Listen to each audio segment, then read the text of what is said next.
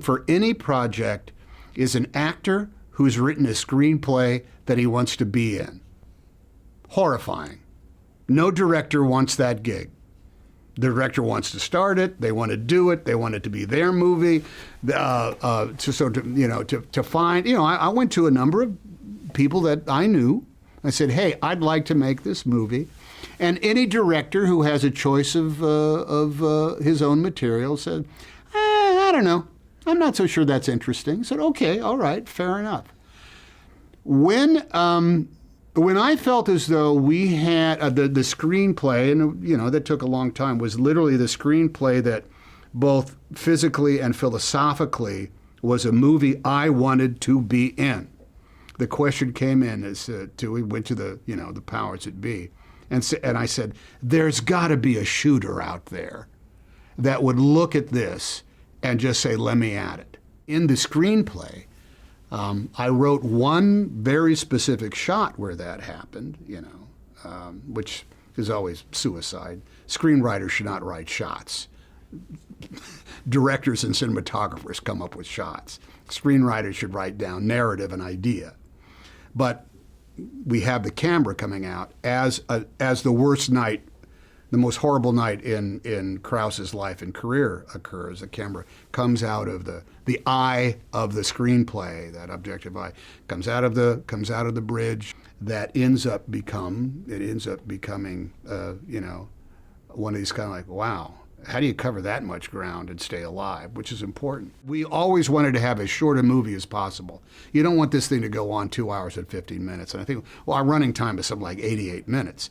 But that is a dense 88 minutes. That is a weighty 88 minutes. And so on one hand, it goes by very fast, but on the other hand, hopefully you're exhausted at the same time. The USS Kidd, which is an actual Fletcher-class destroyer that is sitting either in the Mississippi River or on the mud at the bottom of the Mississippi River there in Baton Rouge, was going to be one of the ways that we were going to get into the hard edge geography of it that would end up describing the tight quarters and how night is really black,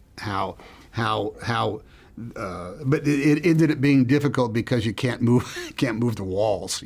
We ended up being severely limited. There's specific stuff that goes on that is part of sort of like the intellectual track of geography that the audience has in his head. Which way is the ship going? Which way is it turning now? When is it straightening out? There's you can say things like eventually you'll know when it says bring us about and take us down the line. All right. After a while, you don't need to focus on the particulars of that because it means he's going to turn down and he's going to go right down the middle of the convoy back to the back. You figure that out. Which is cool. There would have not been an instant of hesitation. But because we have constructed at that point is like everybody's saying, what's he doing? Why do we keep going back and forth, zigzagging? Is he going to make up his mind or not? They're literally thinking, is the captain doing the right thing here?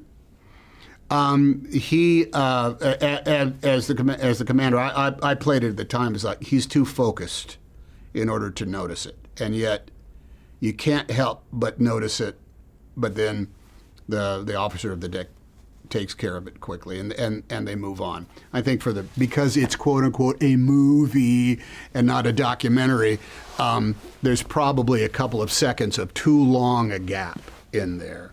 But I think under the circumstance, it happens early enough because I really think that's the only one. After that, man, that crew is once even the crew himself is in the thick of that. I think they're relieved that they don't have to think about that stuff. They're relieved that a captain is telling them what to do because all they do is follow through on those orders, steer the way they're supposed to, say the things they're supposed to, send the messages on the telegraph back and forth, send out the signals, just do exactly what they are supposed to do at that point. I think it's not a far stretch at all to put it's both a moment of doubt in the crew for those seconds of hesitation, but it's also moments of fear. You want to find out something grander about the human condition so that you're a part of something that is just bigger than yourself. And movies, that to me is the great power of cinema, that you figure out maybe when you're 6 years old and you actually see a movie for the first time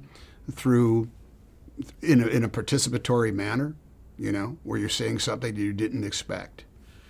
You think you know what you're going to see, and you end up seeing something far beyond what